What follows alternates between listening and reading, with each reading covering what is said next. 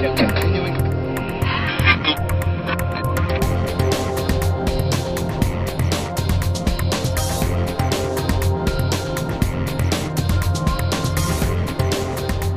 All right, we have our legal resident expert here, Mark Weisleder. And of course, we take the whole legal side of real estate very seriously, don't we, Mark?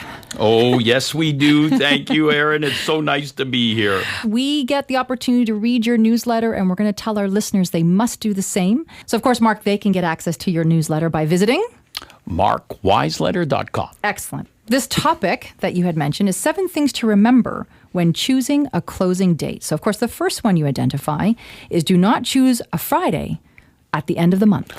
Oh, this is the worst day in lawyers' offices. Friday, the end of the month. Everybody's going crazy. Too many deals, checks going in, out, banks, etc. And the problem is, buyers think it's just going to be an easy closing on Friday, and we got the moving trucks ready on Saturday or Sunday. We're golden. Well, what happens, especially when you're buying and selling on the same day? It's very possible you're not going to have time to close your purchase, and you're going to need an extension. If you need an extension, now you can't close till Monday. Worse, long weekend, you can't close till Tuesday. And if you can't close, you've got all those costs with your moving trucks, etc. And if you can't close, you can't get in. And that's why you should try to avoid Friday's end-of-month closings. So, Mark, how often does this happen?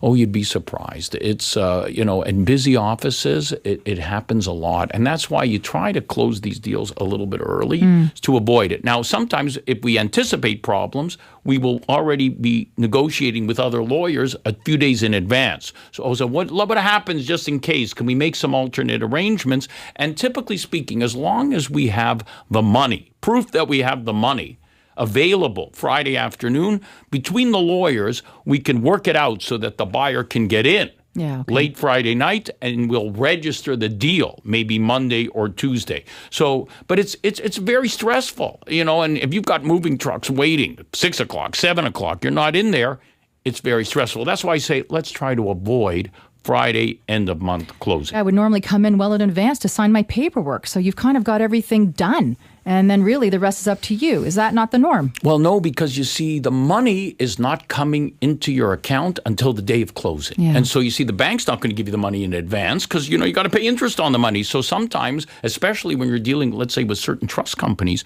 I may not even see the money until 4 o'clock in the afternoon. So you and I have done our due diligence. We've done what we've needed, but we're just sitting back and waiting. We're just waiting for money. And it's not so simple. Money has to come into my account. I got to go to the bank, got to get checks, got to get them into other lawyers' accounts, and banks start closing early too. And so you see, a lot of people just aren't aware of that. They think it's just easy. You press a few buttons, but it's not. Yeah. And that's why, when you close things a little bit earlier, it's not as busy, and you could chase down money, and you can get deals done. All right. Does the same apply for the first day of the month and also the 15th? I mean, stay away from those typical standards?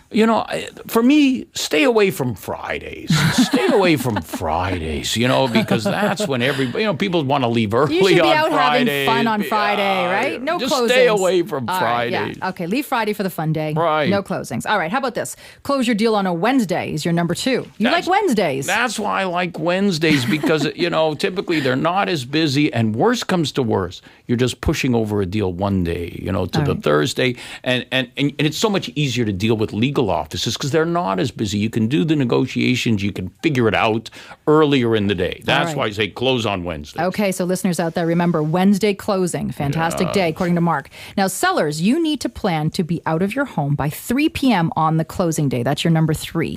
That's right. You see, a lot of people think that they can stay in their house and move out till like 10 o'clock at night. It doesn't work that way. As soon as title is transferred to the buyer, which is we do by electronic means, you got to be out of the house. Now, in the normal course, when things are not crazy, titles are transferred by between 2 and 3 o'clock. And that's when the seller has to be out. There was a case where the seller stayed till 9 o'clock because he just couldn't get out. The buyer incurred an extra $1,100 in moving costs. The seller had to pay because he was not out in time when the deal closed. So that's the warning to the seller. Plan to be out, earlier. Many of my sellers are out by noon. Some are out even before the deal closes. They just get out the day before. What about, Mark, specifying on your agreement of purchase and sale? Can you not put that, is that possible or no? See, the agreement says that you cannot close later than 6 o'clock. But it doesn't mean you close at 6 o'clock because you have to close when title changes. So if you're a seller and you know you're going to need till 10 o'clock to get out, then you got to add a clause that says it doesn't matter when we close, we're allowed to stay in the house until 10 p.m.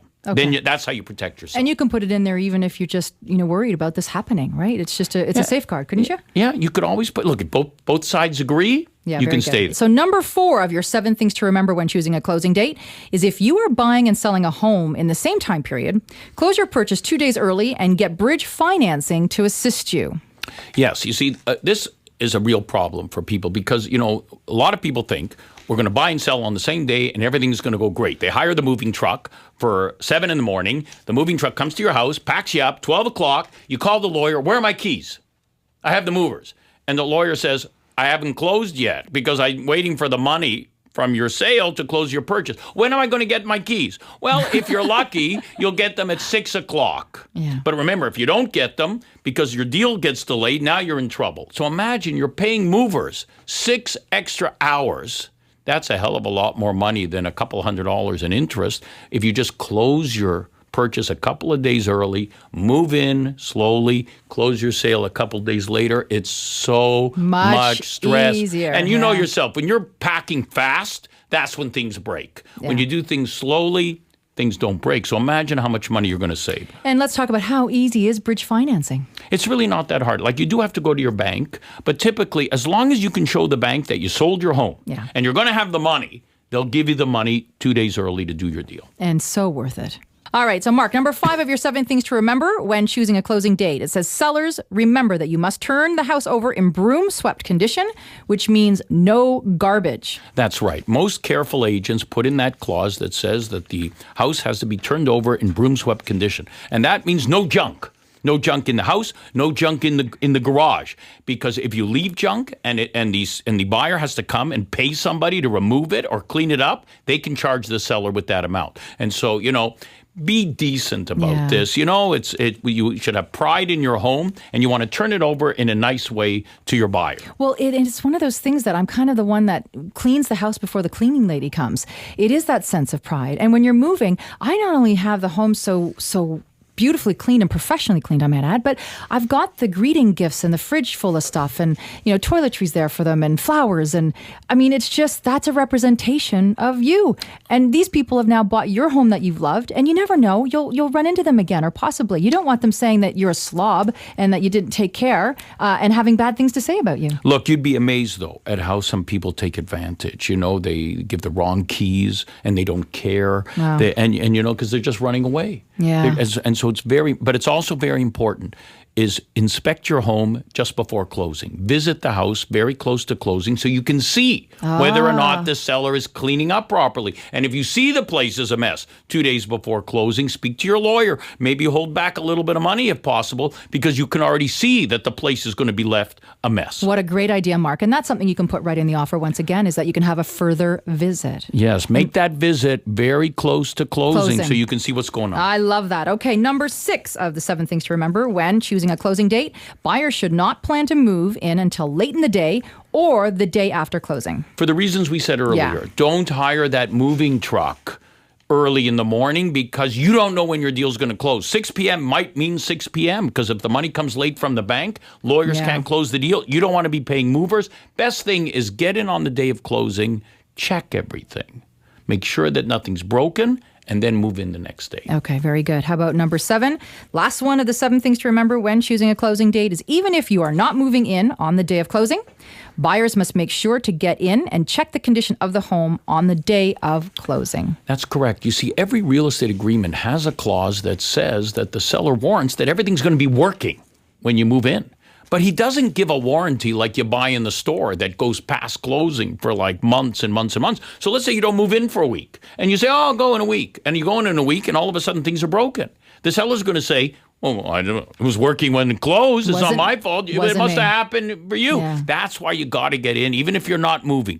Get in on the day of closing. Check everything. If something's broken, speak to your lawyer. Get that letter out. so that you can, if necessary, sue them after closing if they don't do the right thing and fix it. Mark, what an amazing amount of tips here for our listeners. And of course, I learn something every time you come in here.